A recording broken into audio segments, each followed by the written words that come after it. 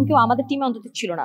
বাকি কাদের টিমে ছিল এগুলো আপনারা দেখলেই জানতে পারবেন। আমি যখন একটা প্ল্যাটফর্ম শেয়ার করবো তা আমি তো চাবো যে আরেকজন আমার সাথে যে শেয়ার করছে সেও ওই ইকুয়াল ভ্যালুটা কিছু না হলেও রাখুক। আমার মনে হয় অডিয়েন্সরা যদি জানান যে কিভাবে দেখতে চান এবং সেটার সাথে আমিও নতুন নতুন করে আসলে নিজেকে এক্সপ্লোর করার ট্রাই করি। একই ক্যারেক্টার চারজনকে দেন, চারজন কিন্তু চারভাবে ক্যারেক্টারটা পোর্ট্রে করবে। ইথি কাপাল ডেফিনেটলি খুব ভালো করেছেন। তো যে কাজ আপনার জন্য থাকবে সেটা আপনি করতে পারবেন। যেহেতু এটা আমার জন্য ছিল না, এটা নিয়ে আমার কোনো আফসোস নেই, কারণ এটা তো আর আমার কাছে আসেও নিয়ে এবার।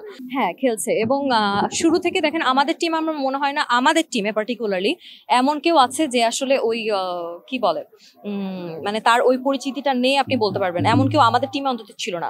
বাকি কাদের টিমে ছিল এগুলো আপনারা দেখলেই জানতে পারবেন।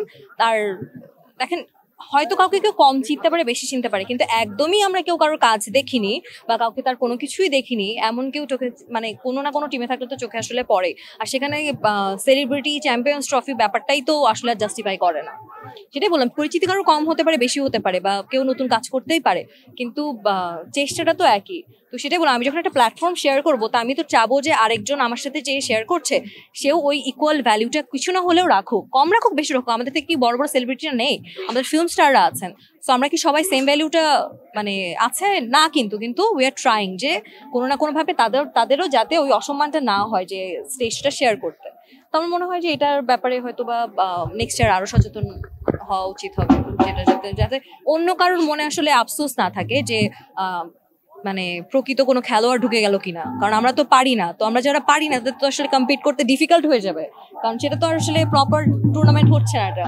হ্যাঁ, ঈদ উপলক্ষে নতুন কাজ আসছে, এই তো এতদিন ধরে অনেক খেলাধুলো নিয়ে আলোচনা হলো। আমি শিওর খুব শীঘ্রই সেগুলো নিয়ে জানাতে পারবো।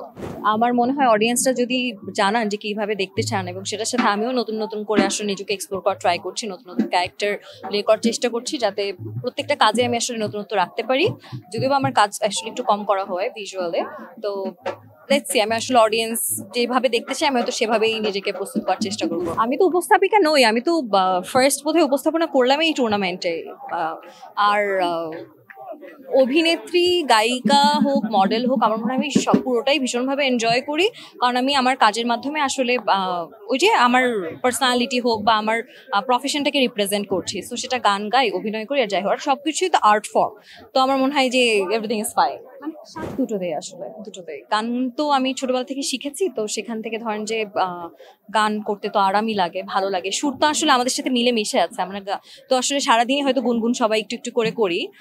গান কিন্তু আমাদের মানে লাইফস্টাইলের একটা পার্ট হয়ে গেছে, মিউজিক ছাড়া আমাদের একদমই চলে না।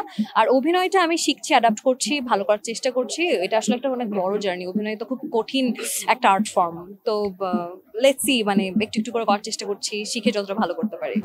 তুমি রবে নীরবে হৃদয়ে মম, তুমি রবে নীরবে।